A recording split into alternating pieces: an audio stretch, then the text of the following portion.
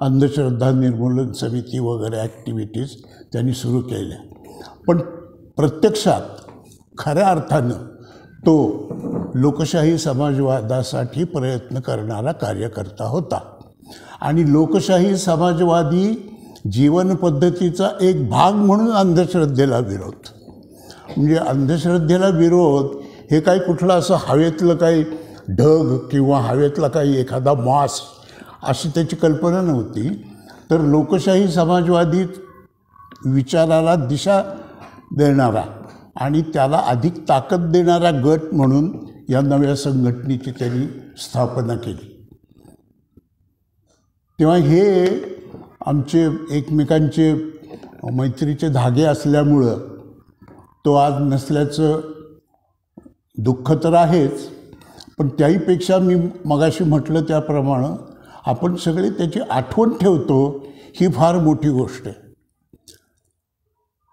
फिरोजशाह मेहता हे फार मोठे स्वातंत्र्य चळवळीचे आणि एकूण भारतातल्या सार्वजनिक जीवनाचे पितामह. गांधीजी त्यांना फादर ऑफ बॉम्बे असं म्हणत. गोखले गेले तेव्हा फिरोजशाह मेहतांनी त्यांचं वर्णन असं केलं, above all he was a great human being. असं आपल्या पश्चात आपलं वर्णन व्हावं अशी सार्वजनिक जीवनात काम करणाऱ्या कुठल्याही कार्यकर्त्यांची अपेक्षा असणं अगदी स्वाभाविक आहे, अगदी नॅचरल आहे. पण नरेंद्रचं वर्णन नुसतं तेवढ्याने भागत नाही. नरेंद्रचं वर्णन जर करायचं असलं तर आपल्यातली सहृदयता, सजगता ही इतरांच्याकडे ट्रान्सफर व्हावी यासाठी धडपडणारा तो स्वतः एक चांगला माणूस होता. आणि त्यात माणसातल्या चांगुलपणाचा प्रसार करण्याची मूळ प्रेरणा आणि त्यातून मग बाकी सगळं पुढचं जे आहे ते सगळं निर्माण झालं. आत्ता डुबे म्हटल्याप्रमाणे आत्ताची जी परिस्थिती आहे, विशेषतः 4 राज्यांच्या विधानसभांच्या निवडणुका झाल्यानंतरची जी परिस्थिती आहे तिचं वर्णन कशाशी करता येईल. राष्ट्रीय सभा ही 1885 साली स्थापन झाली. त्यानंतर 10-12 वर्षात अशी वेळ आली की त्याच्या अधिवेशनांना गर्दी होईना, माणसं एक एक हळूहळू गळू लागली. आणि हे चालू राहील का नाही याबद्दलसुद्धा लोकांच्या मनात साशंकता निर्माण झाली. आगरकरांनी त्यावर सुधारकामध्ये निबंध लिहिला, 2 निबंध लिहिले. एकाचं शीर्षक होतं हिचीही तीच रड आणि दुसऱ्या निबंधाचं शीर्षक होतं राष्ट्रसभा सुदृढ झाली पाहिजे, चालू राहिली पाहिजे. आज जवळजवळ तीच निराशेची भावना साधारण लिहिणाऱ्या, वाचणाऱ्या आणि आजूबाजूच्या परिस्थितीचं भान असलेल्या लोकांच्या मनाची झालेली दिसून येते. पण एवढं निराश होण्याचं किंवा एवढं हतोत्साह होण्याचं खरं म्हणजे काही कारण नाही. कारण याच्यातच अनेक ह्या ज्या सगळ्या 4 राज्यांच्या निवडणुका झाल्या त्याच्यातच काही अनवट सत्य दडलेली आहेत. एक सत्य असं की या 4 राज्यामध्ये मिळून एकूण जे मतदान झालं त्यातली एकूण मतं काँग्रेसला जेवढी मिळाली आणि BJPला जेवढी मिळाली त्याचा 12 लाखाचा फरक आहे. म्हणजे या 4 राज्यात मिळून भाजपपेक्षा काँग्रेसला 12 लाख जास्त मतं मिळाली. याचा अर्थ असा की गेल्या 8-9 वर्षापासून सत्तारूपी धनावर वेटळं घालून बसलेल्या शेषनागाला लोक घाबरतात तरी किंवा नको त्यात पडायला असं तरी त्यांना वाटतं. म्हणून ही परिस्थिती निर्माण झाली आहे का प्रत्यक्ष परफॉर्मन्समधल्या गुणात्मक फरकामुळं हा फरक झालेला आहे, याचाही विचार आपण केला पाहिजे. भारतीय लोकशाही ही जगभरातल्या लोकशाही चळवळ आणि तत्त्वविचारांना प्रेरणा देणारी, विशेषतः नवस्वतंत्र राष्ट्रांना लोकशाहीची प्रेरणा देणारी घटना होती. हे अनेकांनी लिहून ठेवलेलं आहे. म्हणजे त्याला काय आता कुणा पंडिताची किंवा पुरोहिताची काही आवश्यकता नाही, अनेकांनी हे लिहून ठेवलेलं आहे. पण या लोकशाहीच्या प्रणालीमध्ये काही गोष्टी अशा आहेत, काही चकवणाऱ्या गोष्टी आहेत. म्हणजे चकवा असं ना, तसं या सगळ्या ह्याच्यामध्ये काही एक चकवा आहे. तो असा की मतं चांगली पडूनसुद्धा त्या प्रमाणात सीट्स निवडून येत नाहीत. पण हा आपण स्वीकारलेल्या लोकशाही पद्धतीचा एक न्यून तरी आहे किंवा एक वैशिष्ट्य तरी आहे. म्हणजे फर्स्ट पास्ट दी पोस्ट असं त्याला म्हणतात. 4-5 लोक उभे आहेत किंवा 11-12 लोक उभे आहेत, पण त्यातला सर्वात जास्त मतं मिळवणारा हा निवडून येतो. हे साधं गणित झालं. पण त्या गणितातली गुंतागुंत अशी की एक जो निवडून आलेला असतो त्याची मतं आणि त्याच्या विरोधात उभ्या असलेल्या 4 जणांची एकूण मतं, ह्याची जर आपण तुलना केली तर लक्षात असं येतं की अंतर फार कमी आहे, किंवा कदाचित इतर 4 एकत्र केलेली मतं ही निवडून आलेल्यापेक्षा जास्त आहेत. अशीही अनेक उदाहरणं. म्हणून चर्चिलनी या पद्धतीला म्हटलं की best among available forms of governance. म्हणजे ही काही सर्वतोपरी आदर्श किंवा ह्याच्याशिवाय दुसरी कुठली पद्धतच नाही असं नाही, पण उपलब्ध पद्धतींपैकी सर्वात चांगली ही पद्धत आहे, म्हणून त्याचा स्वीकार करण्यात आला. आता कुणी असं म्हणेल की काय नाही, लोकशाही आमच्याकडं फार पूर्वीपासून होती, मग ते काय लिच्छवी गणराज्य वगैरे सगळं जे काय आहे ते ज्ञान सगळं बाहेर पडतं. पण मग प्रश्न असा पडतो की लिच्छवी गणराज्य असो नाहीतर आणखीन काही असो, ते सगळं संपल्यानंतर मधला जो गॅप होता त्या गॅपचं काय झालं?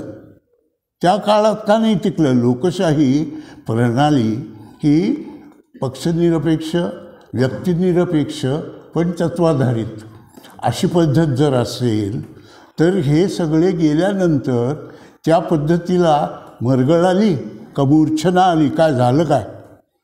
त्यासाठी 1885 साली देशातल्या निवडक लोकांना एकत्र येऊन आणि समाजाच्या सर्वांगीण विकासाची कामं हाती घेणाऱ्या लोकांना एकत्र येऊन नवीन संघटना निर्माण का करावीशी वाटली? आपोआप का नाही झालं ते? म्हणून 1885 साली स्थापन झालेल्या राष्ट्रीय चळवळीचं इतिहासातलं महत्त्व आणि जगाच्या इतिहासातलं महत्त्व हे कुणी कितीही त्यावर डांबर फासण्याचा प्रयत्न केला तरी त्याचा काही उपयोग होणार नाही. कदाचित ते डांबर त्यांच्या स्वतःच्या चेहऱ्यावर उडेल. आज आपण भोवती जे बघतो त्याच्यामध्ये 2-3 गोष्टी गेल्या 7-8 वर्षामध्ये झालेल्या आपल्या लक्षात येतं. पहिली गोष्ट अशी की निरनिराळ्या प्रसारमाध्यमातून आणि निरनिराळ्या छोट्या छोट्या गटांमधून अशा काहीतरी मोघम गोष्टी बोलत राहायच्या, वेग गोष्टी बोलत राहायच्या. म्हणजे काय?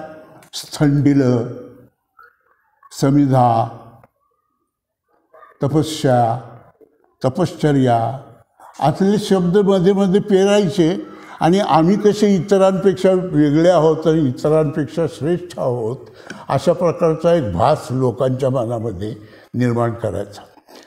शेतकऱ्यांनी किती दीर्घकाळ आपल्या मागण्यांसाठी आंदोलन केलं, पण त्या आंदोलनाचा परिणाम काय झाला? ते कायदे मागं घ्यावे लागले. पण ते मागं घेताना भाषा काय वापरली? हमारी तपश्चर्या कम पट गई. तपश्चर्या? यात कसली आली तपश्चर्या? त्याला काय तपश्चर्या म्हणतात का? हमारी तपस्या कम पट गई. अरे तुम्ही तपस्या केली कधी? कधी केली तुम्ही तपश्चर्या? कुणाला न सांगता हिमालयात जाऊन बसला होता काय? ते हिमालयात कुठेतरी गेले, 20-22 कॅमेरे होते बरोबर, वेगवेगळ्या ह्याच्यातून सगळं घेऊन टी व्हीवर एखादा सिनेमा लावावा तशा पद्धतीनं आपल्यावर सगळं लादलं गेलं. पण आपल्यासारखे विचार करणारे शिकले सवरलेले लोक ज्या रीतीनं विचार करतात त्या रीतीनं सर्व लोक विचार करत नाहीत. भारतीय मन हे भावुक कधी होईल आणि तर्ककर्कश कधी होईल ह्याच्याबद्दल काही सांगता येत नाही. आणि बहुतेक सगळी सार्वजनिक प्रश्नावरची किंवा राजकीय आंदोलनं ही सुरुवात होताना कितीही तत्वनिष्ठ, तत्वमूलक आणि तत्वाशी संबंधित असली तरी त्यांचं सातत्य आणि त्याची परिणामकारकता वाढवण्यासाठी म्हणून भावनेचा वापर कधीतरी करावाच लागतो. त्यातून एक अशी जनरल ट्रेंड असा निर्माण झालेला आहे की लोकभावनेला हात घातल्याखेरीज आपल्याला जे पाहिजे ते साध्य करण्यासाठी परिणामकारक योजना करता येत नाहीत. अशा प्रकारचा एक समज निर्माण झालेला आहे. आजसुद्धा लोकांना तुम्ही जर विचारलं तर अमुक एक माणूस पाहिजे, का पाहिजे, तर त्यांनी उत्तर काय मिळेल? नाही, त्यांनी चांगला धडा दिला त्या लोकांना, चांगले बरोबर नाक धरून नाक घासायला लावलं म्हणून हाच पाहिजे. आणि पण ह्याचा तुझ्या रोजच्या जीवनाशी काय संबंध? तुझ्या रोजच्या जीवनावर होणाऱ्या परिणामांचा संबंध काय? हा प्रश्न येत नाही. आपल्या सर्वांना आई आहेच आहे. आईशिवाय काय आपलं अस्तित्व नाही. आपण आपल्या घरी आईला रोज भेटत असतो, रोज तिच्याशी बोलत असतो, पण त्या तिथे कॅमेरे नसतात. आणि मग ते परातीत घेऊन त्याचे पाय धुवा, ती खुर्चीवर आणि आपण तिच्या पायाशी बसून व्हिडिओ काढून घ्या, असल्या गोष्टी आपण कधी करत नाही. पण ते करावं लागतं, कारण बाकी कुठलीही दाखवण्याजोगी आणि लोकांना पटेल अशी कुठलीही क्षमता नाही, विचार नाही, विचारानुसार कार्यक्रम नाही. म्हणून असल्या चीप इमोशनल टॅक्टिक्सला अंमलात आणावं लागतं. पण त्याचाही परिणाम होतो. गंमत अशी की त्याचाही परिणाम होतो, पण तो परिणाम हळूहळू आता कमी व्हायला लागलेला आहे. आणि काल तर त्याची हद्द झाली. म्हणजे लोकशाहीमध्ये लोकांची पात्रता, समजशक्ती आणि लोकांची एकूण निर्णय क्षमता ही सर्वांची सारखीच असते हे मुळात गृहीत आहे. लोकशाहीची आपण शाळेत शिकलेली व्याख्या आपल्याला माहिती आहे, पण गांधीबाबांनी त्याची नवी व्याख्या सांगितली. ती अशी की 100 माणसांच्या जमावामध्ये 99 लोकांचं एक मत असेल आणि एका माणसाचं त्याच्या नेमकं उलटं, त्याच्या नेमकं विरोधात मत असेल, तर त्या एका माणसाला 99 लोकांच्याकडनं अभय असलं पाहिजे. असं बहुसंख्यांनी अल्पसंख्यांना अभय देणं, मदत नका करू पण त्यांना अभय तरी मिळालं पाहिजे, हा जो लोकशाहीचा गांधीजींनी सांगितलेला मतीचा अर्थ आहे काय त्याचा पत्ताच नाही. म्हणजे उलट आहे.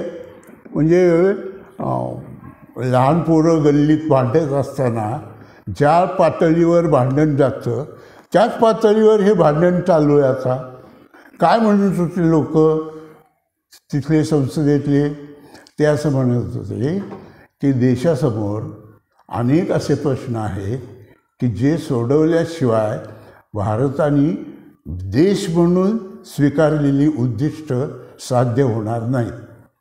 काय आहेत ही उद्दिष्ट? ही उद्दिष्ट 1932 साली नेहरूंच्या नेतृत्वाखाली सुभाषबाबूंनी नेमलेल्या नॅशनल प्लॅनिंग कमिटीनं सांगून ठेवलेली आहेत. त्यातलं एक उद्दिष्ट असं आहे की स्वतंत्र भारतामध्ये आपण जेव्हा राज्य करायला लागू किंवा देशाचा कारभार करायला लागू त्यावेळेला दर 1000 लोकसंख्येमागे एक मेडिकल फॅसिलिटी पाहिजे. आजही तोच निकष आहे. अधिकृतपणे सगळ्या विभागाची जी हे ठरवलेले असतात इंडिकेटर्स किंवा उद्दिष्ट, ती ठरल्याप्रमाणे दर 1000 लोकसंख्येमागं एक मेडिकल फॅसिलिटी, म्हणजे त्यांनी प्रायमरी हेल्थ सेंटर किंवा हॉस्पिटल वगैरे असं काही म्हटलेलं नाही, मेडिकल फॅसिलिटी. आजही तेच उद्दिष्ट आहे. इतकं त्यावेळेला लोकांनी विचार करून जी उद्दिष्ट ठरवली, त्या नॅशनल प्लॅनिंग कमिटीचं कामकाज चालू असतानाच नेहरूंना अटक झाली आणि इथं नगरच्या तुरुंगामध्ये ठेवलं. नेहरूंनी त्याला लँग्विस्ट असा शब्द वापरला. लँग्विस्ट, द कमिटी लँग्विस्ट. आता हे एका बाजूला आणि दुसऱ्या बाजूला शुद्ध निर्भेळ विचारशून्यता आणि परंपरेच्या धाकात सगळ्या लोकांना ठेवण्याची युक्ती. म्हणजे काही झालं, आत्तासुद्धा बघा तुम्ही, आत्ताच्या राज्यकर्त्यांच्या एखाद्या चुकीवर किंवा त्रुटीवर काही मतप्रदर्शन केलं तर लगेच उत्तर काय येतं? तुम्ही पण असंच केलं की तुम्ही याच्यापेक्षा काय वेगळं केलं. अरे बाबा, आम्ही असंच केलं, ते लोकांना पसंत नाही पडलं म्हणून तुझ्या हातात कारभार दिलाय ना. मग तू पुन्हा तेच सांगून आपलं जस्टिफिकेशन कसं करतो?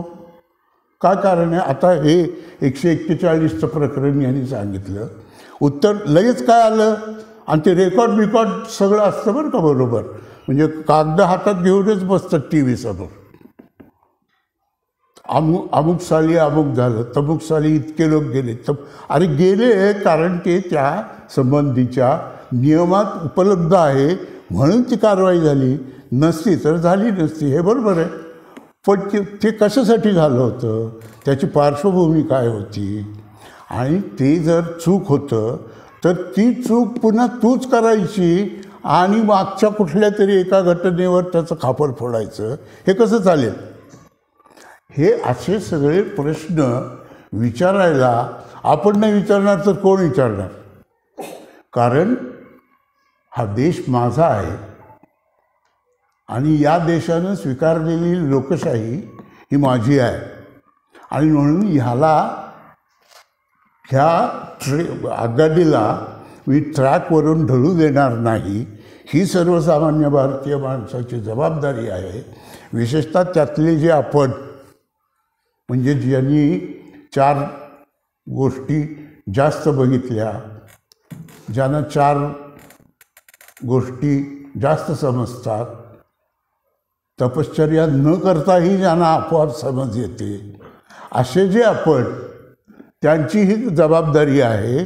म्हणून आज आहे या परिस्थितीच्या बद्दल बोटमोडत बसून किंवा हताश होऊन घरी बसण्याचा किंवा गप्प बसण्याचा हा काळ नव्हे. कारण या देशाच्या भऱ्याभुऱ्या भवितव्याचे आम्हीच मालक आहोत आणि ही लोकशाही इथं टिकवण्याची जबाबदारी ही माझीच आहे. आणि जर मी नाही केली तर ही सगळी जी त्या राष्ट्रीय जीवनाचं फॅब्रिक उसवण्याच्या मागं लागलेली ही जी मंडळी आहेत त्यांना मोकळं रान करून दिल्यासारखं होईल. म्हणून मी ते करू देणार नाही. मी ताठपणे उभा राहणार आणि योग्य वेळी लोकांना जाब विचारणार, सरकारला जाब विचारणार. कधीकधी असं होतं की आपल्याला कोड्यात पडल्यासारखं होतं. उदाहरणार्थ देशभक्ती, राष्ट्रप्रेम आणि देशाची सुरक्षितता या 3 गोष्टी अशा आहेत की गेल्या 10-12 वर्षामध्ये या 3 गोष्टीच्या आधारावर सगळं संपादून जातं. काही विचारलं तरी यांना देशाची काळजीच नाही. अरे तुम्हाला इतकी देशाची काळजी तर 70 वर्ष तुम्ही कुठं होता? आत्ता तुम्हाला 8-10 वर्षापासून संधी मिळायला लागली म्हणून तुम्ही देशभक्तीचे भाऊक कंत्राटदार झालात, राष्ट्रप्रेमाचे भाऊक कंत्राटदार झालात. अहो तिथंसुद्धा 14 साली 33% मतं मिळाली आणि 19 साली 36% मिळाली. 3% फरक किती पडला बघा. 282 कुठं आणि 303 कुठं इतका फरक पडतो. पण मग हे उरलेले जे 64-65% लोक आहेत त्यांनी काय करावं? त्यांनी असं करावं की नव्या उत्साहानं, नव्या प्रेरणेनं आणि पूर्वीच्या चुका टाळून नव्यानं पुन्हा तिथं गेलं पाहिजे. जसं टिळक म्हणाले, पुनश्च हरी ओम. मंडालेच्या तुरुंगातनं सुटून आल्यावर केसरीला पहिला आगरलेख लिहिला, पुनश्च हरी ओम. तर ते जाऊ द्या, त्याचे धार्मिक स्लॅन्ट काय आहे ते सोडून नये. पण त्या स्पिरिटनी आणि त्या उत्साहाने पुन्हा कामाला लागलं पाहिजे. कारण हा देश माझा आहे आणि ह्या देशात मी स्वीकारलेली लोकशाही ही पण माझी आहे. लोकशाही म्हणजे दर 5 वर्षांनी किंवा जेव्हा होईल तेव्हा निवडणुकीत मतदान करणं आणि ती निवडणूक झाल्यानंतर पुढच्या निवडणुकीपर्यंत वाट बघत बसणं हा लोकशाहीचा अर्थ नाही. तर लोकशाही ही एक जीवन पद्धती आहे. नेहमीचं आपलं जे वर्तन आहे, मग ते कुटुंबातलं असो, ऑफिसमधलं असो, सार्वजनिक रस्त्यामधलं असो किंवा कुठलंही असो, त्यामध्ये मला जशी काही मतं आहेत, माझे जसे काही विचार आहेत आणि ते अंमलात आणण्याचा मला पूर्णपणे अधिकार आहे, तसंच समोरच्याला सुद्धा आहे. तसंच त्याच्याकडं सुद्धा काहीतरी ऐकण्याजोगं असेल. हे स्पिरिट रोजच्या आयुष्यामध्ये प्रत्यक्षात आणणं म्हणजे लोकशाही अगदी बाळगणं. आणि ही लोकशाही टिकवण्यासाठी किमान ती आज आहे त्यापेक्षा वाईट न होणं एवढ्यासाठी जागरूक होण्याची आवश्यकता आहे. आता ह्या 8-9 वर्षांचा अनुभव काय आहे याच्याबद्दल तुम्ही जर आपल्या अवतीभोवतीच्याच कोणाशी बोलायला लागलात तर पटकन लक्षात येतं. शिक्षण क्षेत्र घ्या, आरोग्याचं क्षेत्र घ्या, कृषी क्षेत्र घ्या किंवा आणखीन कुठलंही क्षेत्र घ्या. शिक्षण क्षेत्रात तर इतका गोंधळ घातलेला आहे की त्या शिक्षकाला बिचारायला नोकरी सोडता येत नाही म्हणून तो नोकरी करतोय. मरण येत नाही म्हणून जगतोय अशी परिस्थिती आहे. आणि तिथे मध्ये काय निघालं ते कोण त्यांचे विद्यार्थी परिषदेचे संस्थापक, अरे विद्यार्थी परिषद म्हणजे काय युनो आहे का काय म्हणून त्या युनोच्या संस्थापकाचा जसा कौतुक करायचं तसं ह्याचं कौतुक करायचं. दत्ता डिडोळकर, मी बघितलं आहे त्या माणसाला, मला माहिती आहे तो माणूस, आता नाही येतो पण किती बोगस माणूस आहे. आणि संघाच्या कुठल्याही माणसाप्रमाणे किती निरर्थक बोलत होता हे मी स्वतः ऐकलेलं आहे. त्यामुळे मला माहिती आहे तो माणूस काय काय नाही.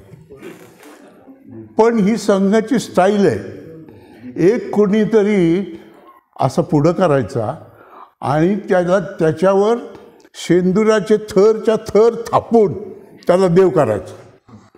पण थोडा शेंदूर खरवडायचं म्हणलं की दगड एक शोध होतोय. असं शेंदूर खरवडण्याचं काम हे भारतीय नागरिकाचं काम आहे. काय म्हणले त्यांची जन्मशताब्दी कशाकरता करायची, काय कारण काय, काय केलं तरी. एखादी शाळा चंद्रपूरच्या जंगलात चालू ठेवली, काय केलं, कशासाठी केलं. असेच आणखीन एक गृहस्थ होते, गजानन गोखले त्यांचं नाव. ते गजानन गोखले हे बँकिंग एक्सपर्ट म्हणून त्यांची जाहिरात व्हायची. आणि ते आले की असा गोटावळा त्यांच्या ह्याच्यात उभा राहायचा आणि त्याच्यात कोणीतरी भेटायला गेलं की हळू आवाजात बिझी आहे जरा थांब, बिझी आहे जरा थांब, काय नुसतं टाकाटापिटत बसलेला असायचा. त्याच्या 2-3 नेहमीच्या लोकांप्रमाणे हे चकाटपिटत बसलेलं असायचं. ते अर्थतज्ञ, ते बँकिंग विषयाचे तज्ज्ञ. आणि पुढं NOBWच्या स्थापनेमध्ये त्यांचा महत्त्वाचा वाटा होता, बरोबर. पण त्या NOBWची जी संघटना होती, national bank workers association, national organisation of bank workers, NOBW,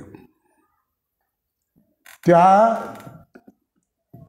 संघटनेच्या तर्फे काय व्हायचं तर त्यांची जी सर्वांची मिळून ॲपेक्स इन्स्टिट्यूशन आहे, जशी इंटक किंवा आयटक, तशी त्यांची एक केंद्रीय युनियन आहे. त्यांची घोषणा काय, त्याग, तपस्या और बलिदान. ट्रेड युनियनची ही ब्रीदवाक्य असतात. काय ट्रेड युनियन म्हणजे कामगारांची सार्वजनिक बार्गेनिंग पॉवर एकत्र करून त्या आधारे बार्गेन करणं आणि मॅक्झिमम वाटा कामगारांच्या पदरात पडेल असे प्रयत्न करणं. हे म्हणले त्याग, तपस्या और बलिदान. VMS की क्या पहचान, त्याग, तपस्या और बलिदान. कशाचं बलिदान, कोणासाठी बलिदान. आणि त्याग तर तो आधीच करत असतो की रे, रोजच्या कामामध्ये नोकरी लागल्यानंतर तो ते जे काही त्याग करायचे ते त्याग तो करतच असतो. म्हणजे तू काही त्याला रोज 100 रुपये जास्तीचे आणून देतो का काय. त्याग, तपस्या और बलिदान. पण हे आपल्याला वाटतं तितकं सोपं नाही, याची पाळंमुळं फार खोल आहेत. ती अशी आहे, आणि तिथं आपण आयडिया ऑफ इंडिया या कल्पनेवर येतो. हा स्वतंत्र झालेला देश आर्थिक, राजकीय, सामाजिक, शैक्षणिक आणि सांस्कृतिक या सर्व पातळ्यांवर कसा असेल याचं एक संकल्पचित्र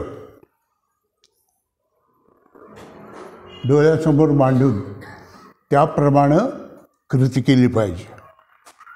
आणि हे काम नेमकं त्या म्हातारबाबांनी करून ठेवलं आहे, गांधीबाबांनी. प्रत्येक विषयामध्ये त्या माणसानं व्यावहारिक बाजूचा विचार करून उपाययोजना सुचवल्या. गांधीजी 1915 साली भारतात आले आणि 15 ते 17 या काळामध्ये त्यांनी एकूण 3 लढे लढवले. ते सगळे आर्थिक प्रश्नावरचे होते. एकही राष्ट्रवाद बळकट करा, देशाचे हात असं काही नाही. अशा गप्पा त्यांनी अजिबात कधी मानल्या नाही. उलट भारतीय राष्ट्रवादाच्या बोगस भागावर त्यांनी टीका केलेली आहे. त्यांच्या अनेक लेखांमध्ये किंवा पुस्तकांमध्ये हे आपल्याला आढळलं. दूर कशाला जाता, रवींद्रनाथ टागोरांनी राष्ट्रवादाच्या संकल्पनेची अशी चिरफाड केली आहे की ते आज असते तर त्याला तुरुंगातच टाकलं असतं यांनी. म्हणून ह्यांचा राष्ट्रवाद आणि आपला राष्ट्रवाद एक नव्हे. मुळातच राष्ट्रवाद आणि देशभक्ती म्हणजे नॅशनलिझम अँड पॅट्रिऑटिझम या दोन वेगळ्या गोष्टी आहेत. राष्ट्रवादामध्ये माझं राष्ट्र हेच जगात सर्वश्रेष्ठ आहे आणि माझ्या राष्ट्रवादापासून जगाने स्फूर्ती घेतली पाहिजे असा उन्मत्त दृष्टिकोन असतो. देशभक्तीमध्ये मात्र मी ज्या भूराजकीय घटनेमध्ये जन्म घेतलेला आहे त्या भूप्रदेशाचा सर्वांगीण विचार करून त्यासाठी मला सगळ्यात चांगलं काय करता येईल याचा विचार करणं आणि त्या विचाराशी कधीही प्रतारणा न करणं म्हणजे देशभक्ती. आता हे देशभक्ती वगैरे ते सांगत राहतील वा देशभक्त संघटना आहे वगैरे वगैरे, ठीक आहे. पण मग ते ISIकडनं पैसे घेऊन सरसंघचालकांकडं पोचवणारा पुण्याचा तो मुलगा काय झालं त्याचं आहे का, लक्षात आहे का तुमच्या? नावासह प्रसिद्ध झालं आहे ते सगळं. त्यालाही 4 वर्ष झाली, माहीत नाही, काहीच माहिती. संघटना एकदा बांधली की ती कशी चालवायची, त्याची कार्यपद्धती ठरवणं, त्याची उद्दिष्ट ठरवणं सगळं त्या संघटनेचं काम आहे. बरोबर आहे. पण अहो तुमची संघटना नेमकी आहे काय ते तर सांगा. काय आहे ती? धर्मार्थ सेवा संस्था आहे काय? कॉन्स्टिट्यूशनल क्लब आहे? अहो लायन्स क्लब आणि रोटरी क्लबसारख्या क्लब्सनं सुद्धा स्वतःची घटना असते आणि स्वतःचं असं एक व्यक्तिमत्व असतं. हे काय आहे? सोसायटी रजिस्ट्रेशन ॲक्टखाली नोंदलेली संस्था आहे, पब्लिक ट्रस्टच्या कायद्याखाली नोंदलेली ट्रस्ट आहे? काही नाही, काही नाही, काही माहीत नाही. म्हणून एका अर्थी ती बेकायदेशीर संघटना आहे, कारण ती कायद्याला धरून आहे म्हणून बेकायदेशीर आहे. पण काय नाही, याचा काही परिणाम त्यांच्यावर होत नाही. आणि त्यापेक्षा वाईट गोष्ट अशी की मगाशी मी म्हणलं की खरा वाद आयडिया ऑफ इंडियाशी आहे. पण आयडिया ऑफ इंडिया याच्याबद्दल सर्व धर्मनिरपेक्ष लोकशाहीवादी ताकदींचा दृष्टिकोन आणि यांचा दृष्टिकोन या जमीन आसमानचं अंतर आहे. तर ती जी काही आयडिया आहे तिला सध्या चांगले दिवस आहेत, कारण सत्तेवर आहेत. सत्ता यांची गेली, गल्लीतलं कुत्रंसुद्धा यांच्यावर भुंकणार नाही सत्ता जर गेली तर.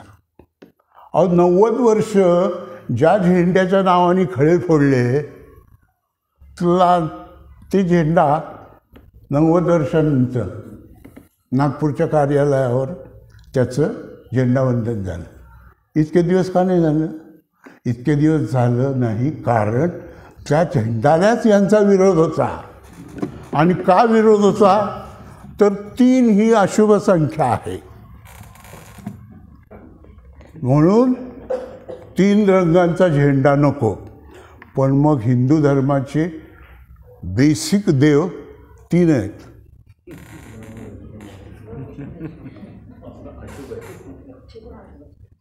काय करायचं त्याचं? चौथा आड करता? करा मला आड. इतक्या बोगस कल्पना, इतक्या त्यांच्या त्या ऑर्गनायझरमध्ये गोळवलकरांनी लेख लिहिला 47च्या सप्टेंबरमध्ये. त्यात त्यांनी लिहिलं की ठीक आहे, काही एका अपघातानं यांना आज सत्तेवर चढण्याची संधी मिळाली असली तरी हे फार दिवस टिकणार नाही वगैरे वगैरे वगैरे.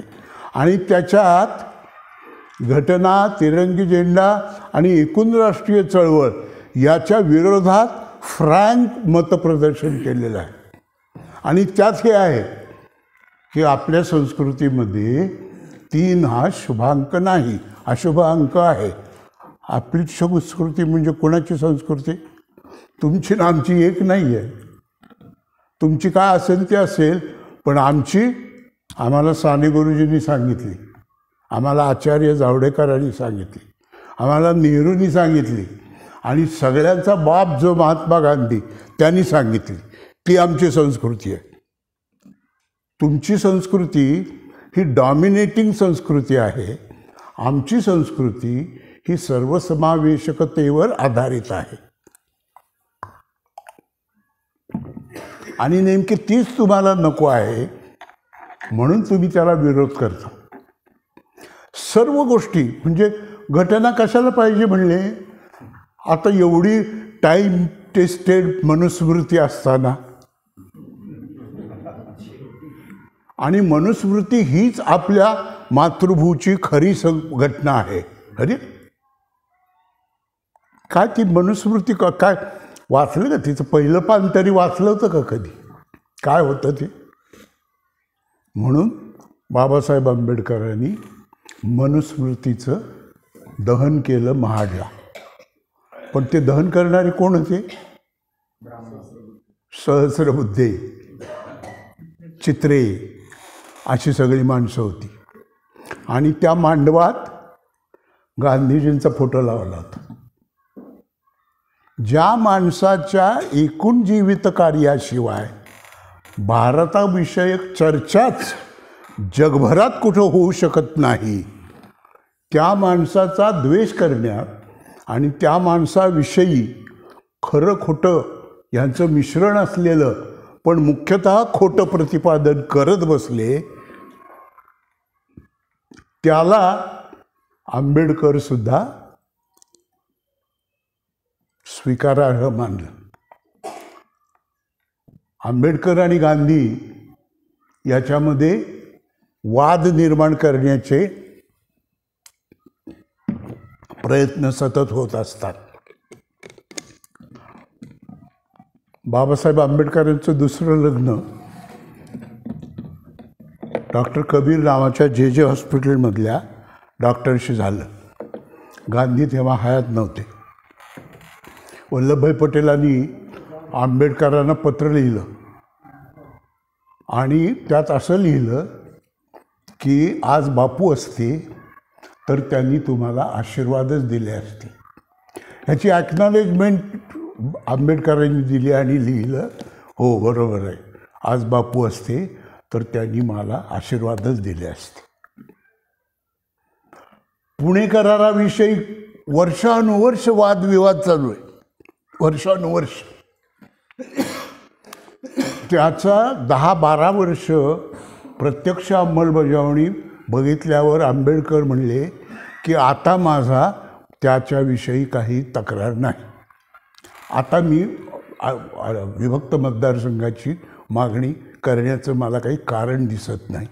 पण ते कशातून निर्माण झालं तर त्यांना असं वाटलं की या देशातल्या विषमतेच्या परंपरेला आधारभूत असलेली जातीय भावना जोपर्यंत आहे तोपर्यंत दलितांना सवर्ण मतदान करणार नाहीत.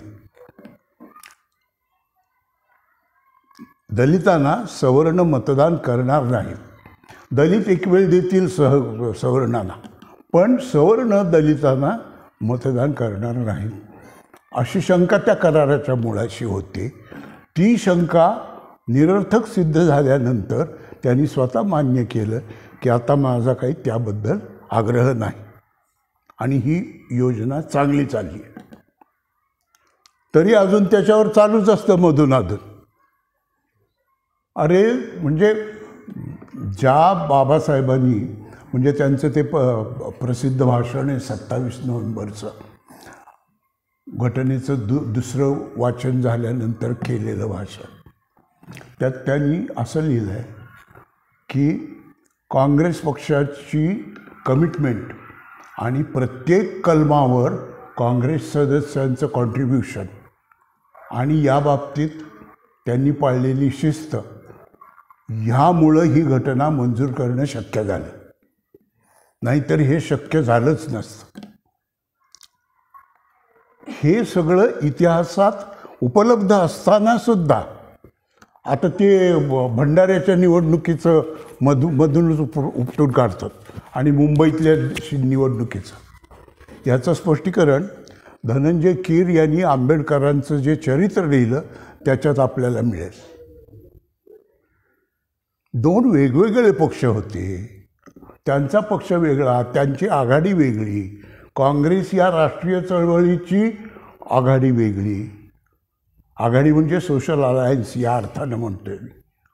तर त्या परिस्थितीमध्ये काय आदर्श ठरलं असतं हे 48 नंतर जन्मलेल्या लोकांनी कसं काय सांगायचं. पण अपप्रचार चालू राहायला पाहिजे. काँग्रेसविषयी आणि एकूण स्वातंत्र्य चळवळीनं दिलेल्या मूल्यांची घसरण चालू व्हावी किंवा त्याच्यावरचा लोकांचा विश्वास कमी व्हावा यासाठी एक अत्यंत समर्थक आणि जगडव्याळ प्रचार यंत्रणा ही नित्य काम करत असते. म्हणजे काही कारण असो नसो, काय म्हणले ते पटेलांच्या यात्रेला अंत्ययात्रेला नेहरू आलेच नाहीत. त्याच दिवशी सगळ्या सोशल मीडियावर ते फोटोच प्रसिद्ध झाले आणि ते व्हिडिओच प्रसिद्ध झाले. आणखी काय म्हणले श्यामाप्रसाद मुखर्जी गेले तर त्यांचा मृतदेह भारतात आणू दिला नाही. हे कोण म्हणलं? हे प्रधान प्रचारक.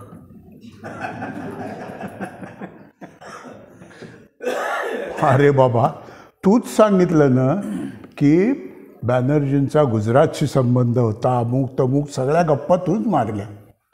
आणि श्यामाप्रसाद मुखर्जी म्हणजे आजही घोषणा, जहाँ हुए बलिदान मुखर्जी वो कश्मीर हमारा है. तुम्हारे बाप काय? अरे सगळ्याच भारतीयांचा तो प्रदेश आहे. पण श्यामाप्रसाद मुखर्जींच्या मरणाचं काय इंगित आहे हो? त्यांनी सत्याग्रह ऑर्गनाईज केला होता. ती त्यांची जी प्रसिद्ध घोषणा आहे, एक देश दो निशान दो ये नहीं चलेंगे, अशी घोषणा करून झेंडा हातात घेऊन ते गेले. तिथं सत्याग्रह केला. त्या सत्याग्रहात कायद्यानुसार अटक झाली, जेलमध्ये गेले. जेलमध्ये गेल्यानंतर त्यांना तिथल्या एकूण हवेचा आणि बंद कोठडीत असल्याचा परिणाम असेल, त्यांना तिथं प्लुरसी झाली, म्हणजे छातीत पाणी झालं. छातीत पाणी होणारं प्लुरसी हा बहुतेक ट्युबरक्युलोसिसचा परिणाम असतो. त्यामुळं ती प्लुरसी झाली. त्याच्यातून पुढं मग न्यूमोनिया झाली.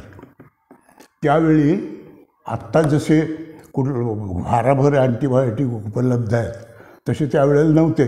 म्हणून तर हिंदुस्थानची ही पुण्यात त्यासाठीच काढलं ना, ट्युबरक्युलोसिससाठी आवश्यक असलेलं स्ट्रेप्टोमायसिन आणि पेनिसिलिन ही 2 अँटीबायोटिक्स निर्माण करण्यासाठी तिथं हे काढलं. तर त्या न्यूमोनियाचा आणि एकूण याचा परिणाम म्हणून श्यामाप्रसादांचं दुःखद निधन तुरुंगातच झालं. याला काही शहीद म्हणत नाहीत हो. म्हणजे ते गेले ह्याचं आपल्याला सगळ्यांनाच दुःख आहे. कोणताच माणूस जाऊ नये. कुणीही गेलं तरी आपल्याला दुःखच झालं पाहिजे. या बाबतीत म्हणजे भारतीय सामान्य माणूस किती संस्कृतीप्रिय आहे ते बघा. आजही खेड्यापाड्यामध्ये म्हणजे माझ्या गावात तरी होतं, रस्त्याने 4 खांदेकरी प्रेत घेऊन जात असतील तर आपण जिथं आहोत तिथं पायातल्या चपला काढून नमस्कार करतो. ही भारतीय संस्कृती आहे. त्यामुळं त्याचं आम्हाला वाईट वाटतंच आहे, पण त्याचं राजकारणात रूपांतर करून ते हे करण्याचा प्रयत्न तुम्ही कशाला करता? बरं, झालं काहीच नाही, कुठं तिकडं म्हणजे इथं काय काय असेल तसं, पण जगात कुठेही गेलं तरी नाव कोणाचं? गांधीचं. श्यामाप्रसाद मुखर्जी नाही, दीनदयाळ उपाध्याय नाही, हेडगेवार नाही, गोळवलकर नाही, सावरकर पण नाही. नाव तर गांधी नेहमीच घ्यावं लागतंय. म्हणजे ह्यांनी गांधींचा गौरव केला की त्या देशाचा जो किंवा दुसऱ्या देशाचा जो प्रमुख आहे तो आपल्या भाषणामध्ये नेहरूंचं नाव घेतोय. गांधींच्याबद्दल दुनियेत सगळीकडे एकमत आहे, त्याच्याबद्दल वाद नाही. पण नेहरूंचं सुद्धा त्याच जोडीने घेतलं जातं, त्याचं काय करायचं? पण गांधी काय किंवा नेहरू काय, यांच्यासारखी माणसं ही जे राष्ट्रीय चळवळीचे नेते, ते आपल्या चळवळीसाठी आणि नेहमीच्या जीवनासाठी सुद्धा सर्वसमावेशकतेचे पाईक होते. आणि काय वाटेल ते झालं तरी समाजाने एकमेकात एकता समता ह्यांचं पालन केलं पाहिजे आणि सगळे समान आहेत अशा उदारमतवादी तत्वांचा प्रचार करणारे आणि अवलंब करणारे गांधीजी यांच्या हिंदू संघटनाच्या आड येत होते ना, म्हणून त्यांना शिव्या देणं भाग आहे.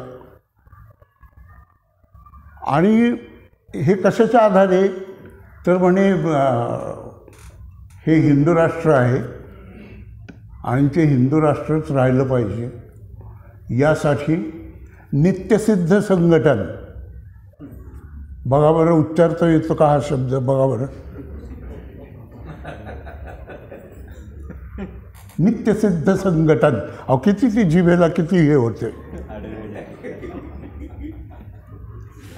हे यांचं स्वतःविषयीचं वर्णन आहे. आणि सिद्ध कशासाठी? ते एक सदानंद सप्रे नावाचे दिल्ली आणि आसपासच्या प्रदेशात संघाचा प्रचार करणारे प्रचारक होते. त्यांचं एक पुस्तक आहे, परम वैभव के पथ पर, असं त्याचं नाव आहे. त्यांनी असं लिहिलं त्यात की फाळणीला घेऊन दिल्ली आणि आसपासच्या भागात जे दंगे झाले ते दंगे अधिक परिणामकारक व्हावेत म्हणून आम्ही प्रयत्न करत होतो. आणि त्याचा भाग म्हणून मुसलमान वस्तीमध्ये मुस्लिमांचा पेहराव करून आम्ही जायचो आणि हिंदूंविषयी भावना भडकवणारी भाषणं द्यायचो. आणि हिंदूंच्या वस्तीमध्ये हिंदूंचा पेहराव करून तिथं मुस्लिम द्वेषाची भाषणं करत होतो. म्हणून नंतर ते जे JNU वगैरे वगैरे झालं ना, ते त्याचंच उदाहरण आहे ते सुद्धा. आणि ते सिद्ध झालं. ते जे अजून चालू असतं ना, तुकडे रे तुकडे गॅंग, आणि हीच खरी तुकडे तुकडे गॅंग आहे. कारण ते स्वतःच्याच माणसांना काम करायला लावतात, असली काहीतरी कुचाळक्या करायला लावतात आणि मुस्लिमांच्या नावाने खडे फोडतात. म्हणजे हिंदू मुसलमानांमध्ये भेद निर्माण करण्याचं, वैर निर्माण करण्याचं प्रयत्न हे यांचे पिढ्यानपिढ्या चालू आहेत.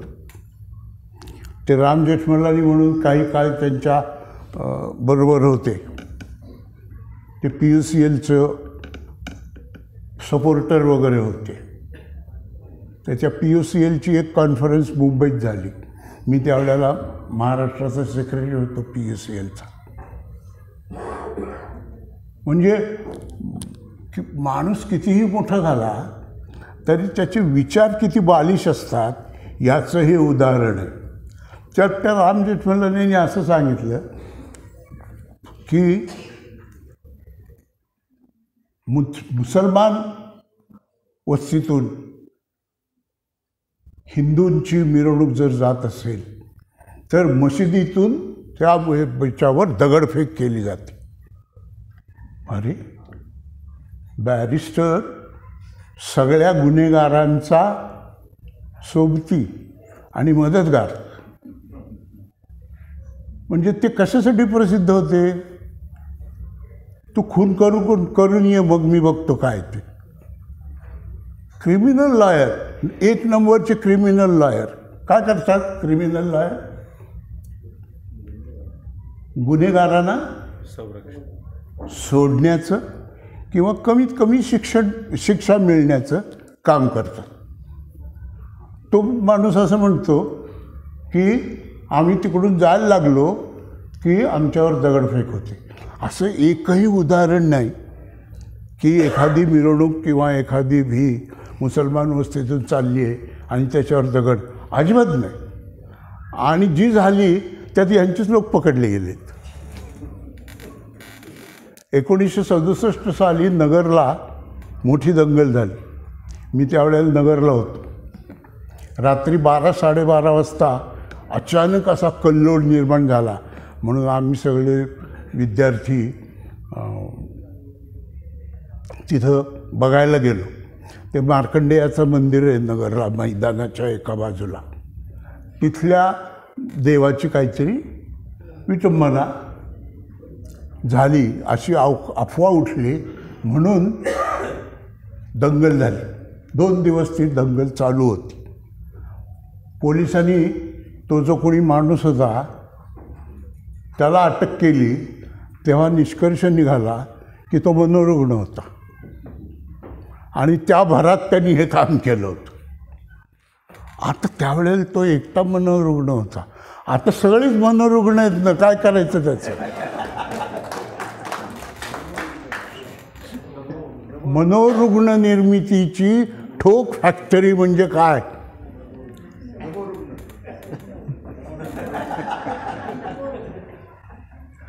आता म्हणजे आणि हे चालू. आता ते काही कारण नसताना त्या ज्ञानवापीचं वाद उकरून काढलं. अरे ते सरळ दिसते, ते लिंगपिंग काही नाही आहे. ते कारंजाचं हेड आहे, ज्याच्यातून पाणी वर येतं, कारंजा उठतं, त्याचं हेड आहे ते. आपले जजसुद्धा एक विचित्रच आहेत की हो. त्यांनी मान्य केलं की ते आणि म्हणले नाही चालू द्या. आता ते राम मंदिराचा सुद्धा निर्णय जो दिला सुप्रीम कोर्टाने, आणि जगात असा कोणी निर्णय देणार नाही. तो अस्तित्वात नसलेल्याला लिगल एंटिटी म्हणून मान्यता द्यायची आणि त्या प्रॉपर्टीचं कायदेबाह्य बेकायदेशीर डिव्हिजन करायचं, हा काय न्याय म्हणतात का याला? आतला कुठं न्याय असतो? आणि ते जे काही सापडले असतील अवशेष, त्याच्यातून हे कुठं सिद्ध होतं की तिथंच जन्म झाला म्हणून? तिथं देऊळ होतं हे एक वेळ सिद्ध होईल, किंवा जुनं काहीतरी राजवाडा होता हे सिद्ध होईल, पण तिथंच रामाचा जन्म झाला ह्या तर्काला आधार काय? पण दिलं त्यांनी, निकाल दिला आणि निकाल देणाऱ्याला योग्य पारितोषिक मिळालं. दुसऱ्याच दिवशी मिळालं. त्याला काही जास्त वाट बघायला नाही लागली, म्हणजे बंगला नाही सोडायला लागला. अशा प्रकारच्या निराशाजनक परिस्थितीमध्ये आणि उत्साह संपवणाऱ्या वातावरणामध्ये आपण सध्या राहत असलो तरी 33% आणि 36% ह्याचा बाऊ 64 किंवा 67% लोकांच्या समूहानं मानता कामा नये. कारण कधीतरी हे संपणारच आहे. पण मी मगाशी म्हणलं तसं निवडणुकीच्या निकालापेक्षा सुद्धा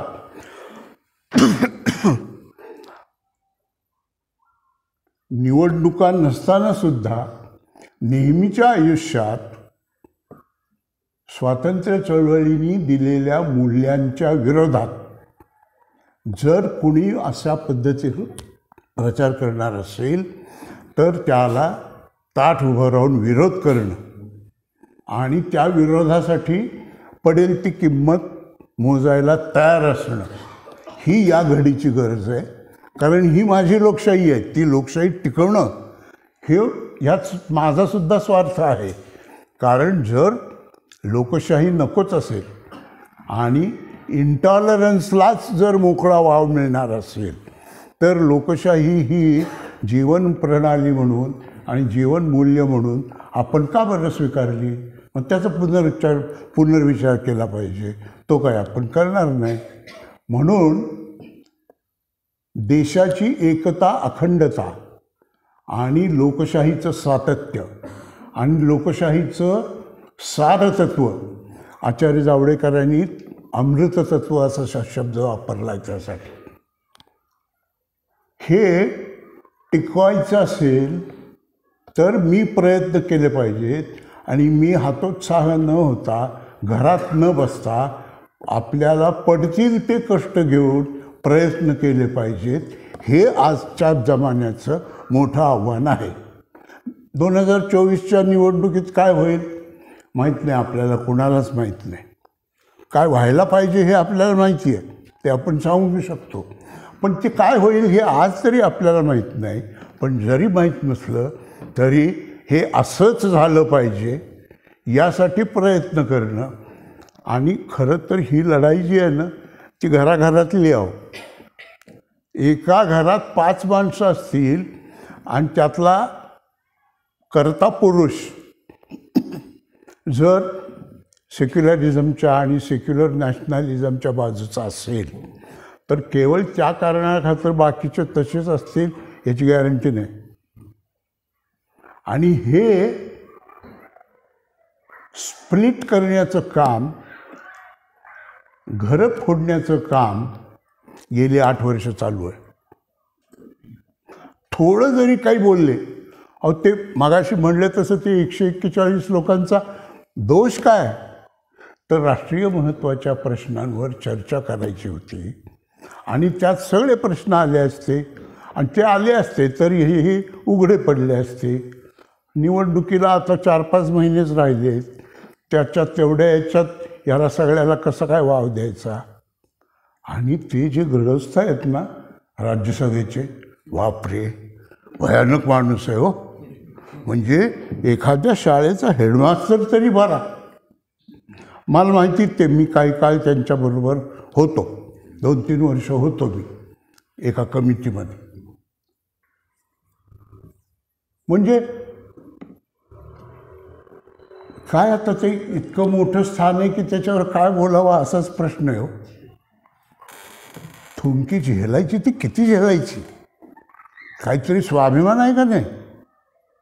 ते यांच्या आधीचे यांच्या पदावर जे होते ते काय म्हणले, Modi is God's gift to India. आठवतं का नाही? त्यांच्याबद्दल अरुण शौरींनी काय सांगितलं होतं जाहीरपणे, म्हणे त्यांचे इंडियन एक्सप्रेसमध्ये वगैरे लांबलचक लेख प्रसिद्ध व्हायचे. अरुण शौरी म्हणले, आश्चर्य हा माणूस इतके लिहितो, अरे ज्याला 3रीचं पुस्तकसुद्धा नीट वाचता येणार नाही तो माणूस इतके लांबलचक लेख इंडियन एक्सप्रेसमध्ये कसं काय लिहितो. असं अरुण शौरी तुमच्यातलेच एक बोलत होते. त्याच्यावर आहे हे, त्याच्यावर हे महात्मा गांधी महापुरुष होते आणि हे युगपुरुष आहेत. अरे युगपुरुष काय, त्या युगचा अर्थ काय, पुरुषचा अर्थ काय, हे दोन्ही एकत्र घेण्याचा अर्थ काय, काय काय माहिती, काही सांगता येईल. पण ते बोलत असे असतात की हा किती मोठा तत्त्वज्ञ आहे ह्याचं आपल्याला आश्चर्य वाटावं असं त्यांचा ते हे करण्याचा. म्हणजे ते विरोधी पक्षनेते बोलायला जरी उभे राहिले तरी त्यांनासुद्धा धड बोलू देत नाहीत. जयराम रमेश उठून हे आणू देतात तर ते त्यालाच डाफरतात, जयराम रमेशलाच सांगतात तू तू याची का वकिली घेतोयस, तुला कोणी सांगितलंय? अरे, सभापती म्हणजे काही त्या शाळेचा हेडमास्तर नसतो, मॉनिटरसुद्धा नसतो. ती ब्रिटिश लोकशाहीतली परंपरा आहे. तिथं लोकसभाध्यक्षाला स्पीकर म्हणतात, कारण तो त्या संसदेच्या सदस्यांच्या वतीनं राणीशी बोलत असतो, म्हणून तो स्पीकर.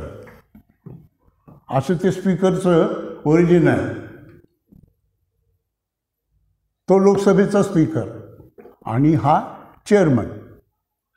तो चेअरमन का, तर ही एवढ्या लोकांची सभा सुचारू रूपानं चालावी म्हणून प्रयत्न करतो, म्हणून तो चेअरमन. त्या चेअरमनला काहीही निर्णय घ्यायचा असला तरी सेन्स ऑफ द हाऊस घ्यावा लागतो.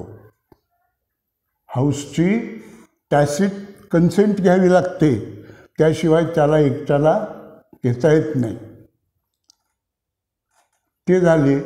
आणि दुसरे लोकसभेचे स्पीकर, त्यांचं तर काय वर्णन करावं. काय ते त्याचं म्हणजे ते चेहरा काय असतो काय. आणि ह्याच्यात तर त्यांनी मर्यादासुद्धा सोडली. काय म्हणले, कुठेही अशा प्रकारचं गैरप्रकार झाला, अशा प्रकारची घटना घडली तर त्याची प्राथमिक जबाबदारी ही गृहमंत्र्याची असते. कारण लॉ अँड ऑर्डर आणि एकूण सुचारू रूपानं हे चालणं ही गृहमंत्र्याची जबाबदारी असते आणि पंतप्रधानाची जबाबदारी असते. ते दोघंही चिडीचूप.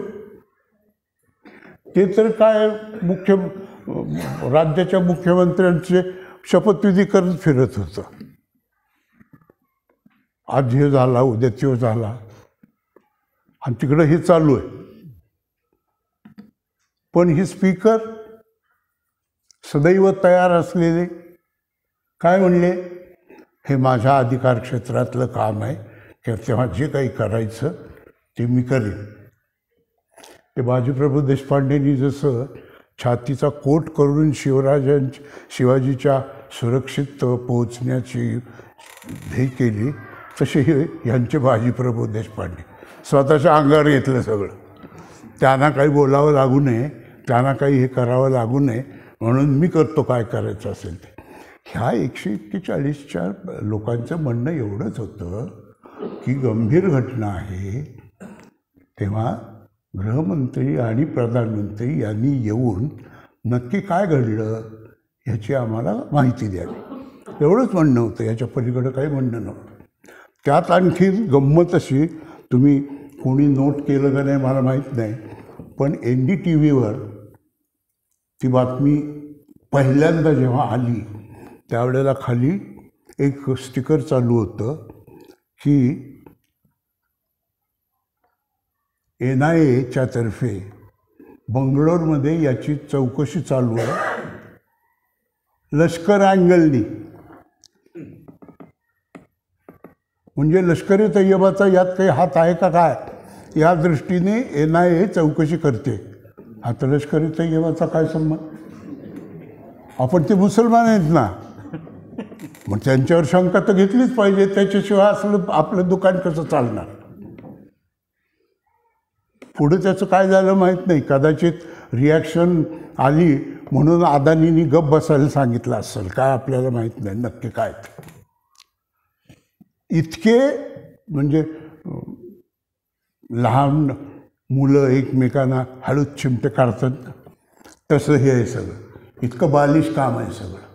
म्हणून या सगळ्यांनी, या सगळ्या वातावरणामध्ये खचून न जाता आपण आपल्या मनोदेवतेला साक्षी ठेवून जेवढं काही आपल्याला जमत असेल तेवढं या राष्ट्रीय चळवळीतून निघालेल्या अमृततत्वाचं संरक्षण करण्याची आपली जबाबदारी ही आपण निर्भयपणे, स्पष्टपणे आणि उघडपणे पार पाडली पाहिजे. हीच आजची राष्ट्रीय आवश्यकता आहे. एवढंच नाही तर ह्युमन राईट्सच्या संरक्षणाची आवश्यकता आहे. आणि त्या दृष्टीने आपण सर्वांनी एक दिशेनं आणि एकजुटीनं कामाला लागलं पाहिजे, एवढंच मला या निमित्ताने आपल्याला सांगायचं होतं. आणि नरेंद्रच्या स्मृती दिनाच्यापेक्षा यापेक्षा अधिक आदर्श क्षण त्यासाठी सापडला नसता, म्हणून आजचा दिवस. धन्यवाद.